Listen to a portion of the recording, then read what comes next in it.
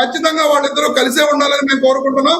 వాళ్ళ మీదే మేము గెలవాలని కోరుకుంటున్నాం తప్ప కారుమంచి రమేష్ గారు మాట్లాడిన మాటని అండర్లైన్ చేసుకోవచ్చా దీన్ని, లేదంటే మేకపోతుగా మీరు అండర్లైన్ చేసుకోండి. నేను ఇది పార్టీ వాయిస్. జగన్మోహన్ రెడ్డి గారు కూడా ప్రతి ఒక్క చోట కూడా ఆయన మా ఇంటర్నల్ మీటింగ్స్ లో చెబుతున్నది కూడా ఖచ్చితంగా కూటమిగా ఉండగానే మనం ఓడించాలి అని చెబుతున్నారు. మరి అలాంటప్పుడు సింగిల్ గా మేము వస్తాం సింహం అనే మాటని ఇంక మాట్లాడుతూ మానేస్తారా? మేము సింగిల్ గానే వస్తున్నాం కదా సార్, మేము సింగిల్ గానే వస్తున్నాం. మేమే విడిపోవట్లా, మేమేమి వాళ్ళలాగా జట్టు కట్టట్లా, వాళ్ళలాగా జట్టు కట్టట్లా. చంద్రబాబు నాయుడు గారు కట్టాలని మీరే కోరుకుంటున్నాం అంటున్నారు, జట్టు కట్టట్లేదు అంటున్నారు. డబుల్ ఏంటి సార్? ఎవరితో జట్టు కట్టాలని మేము కోరుకుంటున్నాం? చంద్రబాబు శేఖర్ రెడ్డి గారు ఇస్తా ఆగండి సార్. లక్ష్మీనాథ్ గారు చెప్పండి. చంద్రబాబు నాయుడు గారు పవన్ కళ్యాణ్ గారు కలిసే ఉండాలి. ఓకే, ఆ కలిసి ఉన్న కూటమి మీదే మేము గెలవాలి, అది మేము కోరుకుంటున్నాం. రైట్. ఇప్పుడు జగన్మోహన్ రెడ్డి గారు కూడా అదే కోరుకుంటున్నారు. రమేష్ గారు ఇచ్చిన వాయిస్ ఇది నోట్ చేసుకోవాలి అందరూ కూడా. మరి చూద్దాం, ఖచ్చితంగా నోట్ చేసుకోండి. అంటే ఆ కూటమి మీదే మేము గెలవాలని ప్రతి ఒక్క వైఎస్ఆర్ కాంగ్రెస్ పార్టీ కార్యకర్త కోరుకుంటున్నాడు, ప్రతి ఒక్క వైఎస్ఆర్ కాంగ్రెస్ పార్టీ నాయకుడు కోరుకుంటున్నాడు. జగన్మోహన్ రెడ్డి గారు కూడా అదే కోరుకుంటున్నారు. విడిపోయిన వాళ్ళని ఓడించడం గొప్ప కాదు, ఏదైతే వాళ్ళు కలిసి గెలిచారో ఆ కలిసి గెలిచిన వాళ్ళని ఓడించడం గొప్ప. సో ఖచ్చితంగా ఆ కలిసి ఉన్న వాళ్ళనే మేము ఓడిస్తాం 2029 ఎన్నికల్లో. మీరు రాసి పెట్టుకోండి. రైట్ రమేష్ గారు, రాసుకుందాం, పెట్టుకుందాం. ఓకే, మనం కాకినాడ నుంచి మన జనసేన నేత సుంకర కృష్ణవేణి గారు ఉన్నారు, ఆయనతో మాట్లాడదాం. కృష్ణవేణి గారు నమస్తే అండి. నమస్తే అండి లక్ష్మీనాథ్ గారు. జగన్మోహన్ రెడ్డి గారు నమస్తే మేడం. జగన్మోహన్ రెడ్డి గారు పాదయాత్ర స్టార్ట్ చేయబోతున్నారు, మీ అందరికీ కూటమి ప్రభుత్వానికి సినిమా చూపించబోతున్నారు. ఇక రోజా గారు మాట్లాడిన సంగతి మీకు తెలుసు, ఆవిడ విలువల గురించి చెప్తున్నారు. మీ కూటమికి విలువలు లేవని చెప్తున్నారు, ఏమంటారు మీరు? సార్, జగన్మోహన్ రెడ్డి గారు సినిమా చూడడానికి సిద్ధంగా లేరు. ఎందుకంటే ఆల్రెడీ జగన్మోహన్ రెడ్డి గారు 5 సంవత్సరాలు చూపించినటువంటి సినిమా చూసారు, అది అటర్ ఫ్లాప్ అయింది కాబట్టి ఇప్పుడు పంపించేశారు. ఇంకా మళ్ళీ టికెట్ తీసుకొని మళ్ళీ సినిమా చూసేంత ఓకే కానీ అంత సహనంగానే లేదు సార్. నేను చెప్తాను, పవన్ కళ్యాణ్ గారు రోడ్డు మీద అరుగు మీకు దొరలేరు అని చెప్తున్నారు కారుమంచి రమేష్ గారు. జగన్మోహన్ రెడ్డి గారు కూడా రోడ్డు మీద పొర్లు దండాలు పెట్టారు కాబట్టి ప్రజలకు అవకాశం ఇచ్చారు.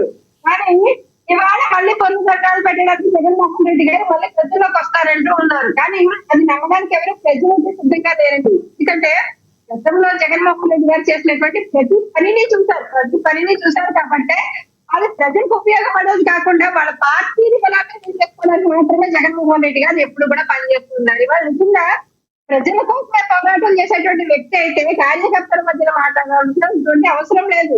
అసెంబ్లీలో అవకాశం ఇచ్చారు కాబట్టి ఒక ఎమ్మెల్యేగా అక్కడికి వెళ్ళి ప్రభుత్వాన్ని ప్రశ్నించవచ్చు. నిజంగా సత్తా దమ్ము ఉన్నటువంటి వ్యక్తి అయితే అది క్యాడర్ చేసుకోకుండా ఉండడం కోసం కార్యకర్తలకి ఏ నాయకుడైనా సరే కానీ చెప్పేటప్పుడు సందేశం కావచ్చు, రెచ్చగొట్టే వ్యాఖ్యానాలు కావచ్చు, ఉత్సాహాన్ని నింపే జోష్ కావచ్చు, ఇవన్నీ పార్టీ అధ్యక్షుడిగా మాత్రమే జగన్మోహన్ రెడ్డి గారు మాట్లాడుతున్నారు. ఏ పార్టీ అధ్యక్షులైనా సరే, ఏ పార్టీ ప్రధాన కార్యదర్శులైనా సరే కానీ ఎన్నుకోకుండా చూసుకోవడానికి మాట్లాడేటువంటి మాటలు. కానీ జగన్మోహన్ రెడ్డి గారి మాటలు పెద్ద సీరియస్ గా తీసుకోవాల్సింది అవసరం లేదు. అంటే ప్రతి జైలుకి తిప్పేస్తాను, అధికారంలోకి వస్తే అందరినీ పరిగెట్టించేస్తాను అని మాట్లాడడం మహిళల గురించి సార్.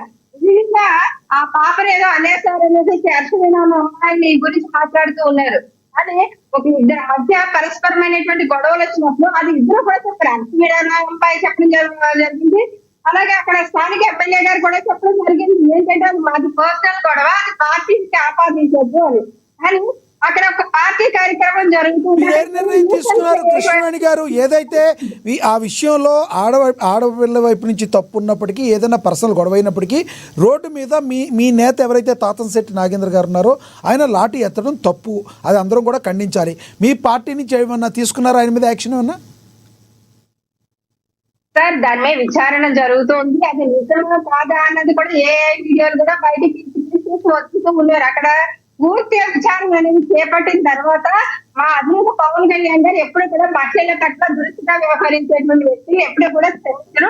గతంలో కూడా చూసాము కొన్ని విషయాలు. కాదంరెడ్డి నాగేంద్ర గారు కూడా ఆల్రెడీ పార్టీ పెట్టినప్పటి నుంచి ఆయన మెగా ఫ్యామిలీ అభిమానిగానే కాదు, ఒక మంచి వ్యక్తిత్వంలో వ్యక్తి, ఒక ఎప్పుడూ కూడా అంత దుర్పూర్గా వ్యవహరించేటువంటి వ్యక్తి కూడా కాదు.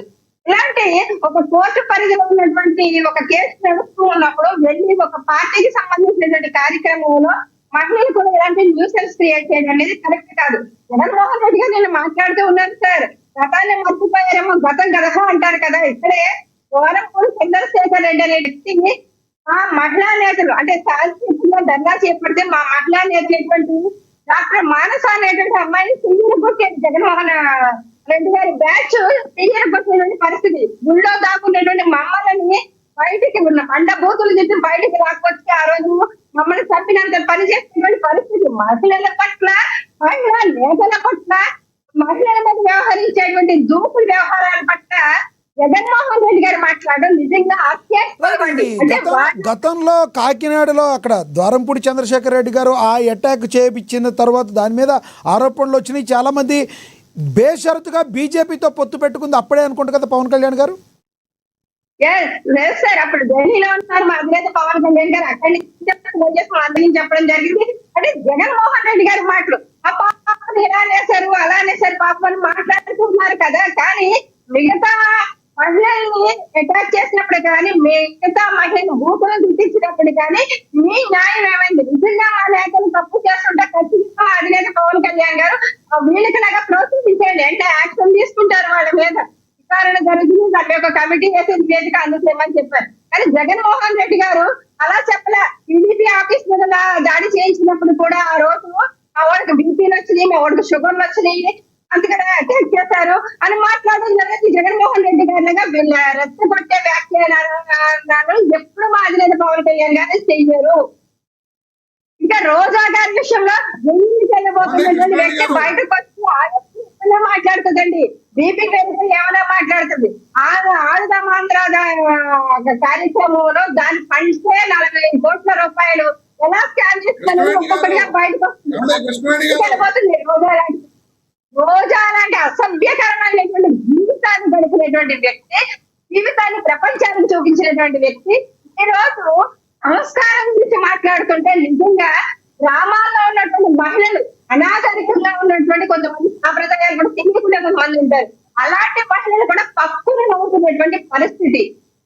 సొంత చెల్లికి తల్లికి కూడా న్యాయం చేయడం జగన్మోహన్ రెడ్డి విజయమ్మ గారే తీసుకొచ్చారు సార్ అంశాన్ని. ఎందుకంటే ఆమె భర్త ఫార్మర్ రమేష్ గారు మీరు మాట్లాడండి, మీరు అడ్డు మాట్లాడుకోండి, మీరు పాయింట్ ఉంటే నోట్ చేసుకోండి. మాట్లాడింది ప్రజలకు అర్థం కావాలి. మీరు మాట్లాడినప్పుడు నేను మాట్లాడినా, నేను డిస్కస్ చేయలే. నేనేం మాట్లాడలేదండి, మిమ్మల్ని క్వశ్చన్ అడుగుదాం అనుకుంటున్నా. అడగండి అడగండి, నేను మాట్లాడిన తర్వాత విజయమ్మ గారు ఉన్నారండి. విజయమ్మ గారు ఒక ప్రశ్న రిలీజ్ చేశారు. అది ఏంటంటే వాళ్ళకి సముచితంగా పంచాలి అని ఆమె ఒక లెటర్ రిలీజ్ చేశారు. ఆమె భర్త ఆస్తి కాబట్టి ఆమెకి హక్కు ఉంటుంది కాబట్టి రిలీజ్ చేశారు. రిలీజ్ చేస్తే విజయమ్మ గారి మీద పక్కన తల్లి మీద దుమ్మెత్తు మోస్తారు, ఆ షర్మిలా గారి మీద పక్కన దుమ్మెత్తు మోస్తారు. వీళ్ళు మిగతా మహిళల గురించి, రాష్ట్రంలో ఉన్నటువంటి మహిళల గురించి, న్యాయం గురించి మాట్లాడుతుంటారు. జగన్మోహన్ రెడ్డి గారు సొంత చెల్లికి తల్లిపై న్యాయం చేయలేదు. బయట వాళ్ళు ఎవరు ఇక్కడ భువనేశ్వరమ్మ గారో లేకపోతే మా అన్న గారు. ఇప్పుడు కృష్ణవేణి గారు రోజా గారి విషయంలో ఆడుదాం ఆంధ్రలో ఏదో జరిగిందని మీరు అంటున్నారు. రోజా గారిని ఏమన్నా అరెస్ట్ చేస్తే మహిళా సంఘాలు కానీ మహిళలు అందరూ కానీ ఊరుకుంటారు అనుకుంటున్నారా మీరు? వాళ్ళ ఇంట్లో సొంత కూతురే బయటకు రాదండి. రోజా బయట మహిళలకు ఏం అవసరం, వైసీపీలో మహిళలకు ఏం అవసరం, రాష్ట్రంలో మహిళలకు ఏం అవసరం? రోజా గురించి రోజా ఏమైనా ఒక మంత్రి అయిన తర్వాత రాష్ట్రంలో మహిళలకి ఏం న్యాయం జరిగింది, లేకపోతే మహిళలు ఏ విధంగా ఒక ఎంపవర్మెంట్ లో నిలబెట్టింది, లేకపోతే మహిళా సాధికారత మహిళలు నడిపించిందని మహిళలు రాష్ట్రంలో ఉన్నటువంటి మహిళలు కానీ వైసీపీలో ఉన్నటువంటి మహిళలు కానీ రోడ్డు ఎక్కుతారండి. వాళ్ళు మీరు చూడండి, కూటమి ప్రభుత్వానికి విలువలు లేవంటున్నారు కదండి. కూటమి ప్రభుత్వానికి విలువలు లేవు, దగ్గర చేస్తున్నారు. మీరు అది చూడలేదనుకుంటారు. కూటమి ప్రభుత్వానికి విలువలు లేవు అని మాట్లాడుతున్నారు రోజా గారు. సార్ విలువల గురించి వ్యక్తిత్వం గురించి రోజా గారు మాట్లాడితే వినేటువంటి దృష్టిలో మా కూటమి ప్రభుత్వం లేదండి. ఎందుకంటే ఇప్పుడు భువనేశ్వరి గారి అమ్మ భువనేశ్వరి గారిని చూడొచ్చు, వల్లిం గారిని చూడొచ్చు, అలాగే మా అధినేత భార్య అన్న గారిని చూడొచ్చు. వీళ్ళందరినీ తీసుకొచ్చి మాట్లాడినప్పుడే రోజా స్థాయి జీరో స్థాయికి పడిపోయింది. నిజంగా రాధాలక్ష్మి గారు లాంటి వ్యక్తి ఏమైనా తప్పుడుగా వ్యాఖ్యలు చేసినా, తప్పుడుగా ఏమైనా మాట్లాడినా దానికి లీగల్ యాక్షన్ తీసుకోవచ్చు. వాళ్ళ మహిళల గురించి అనేకమైనటువంటి యాక్షన్స్ ఉన్నాయి, చట్టాలు ఉన్నాయి. వాటి మీద మీడియాలో